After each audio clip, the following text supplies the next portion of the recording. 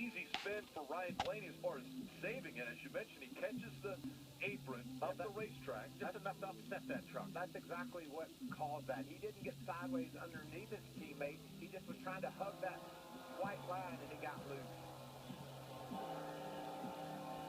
Great job by Crafton, not getting into the back of the 21 truck with Joey Coulter. As soon as Ryan Blaney gets up there, just kisses the wall with the back of that truck, looks as though he's going to be able to save it, and then in comes the 98 and the 0-2.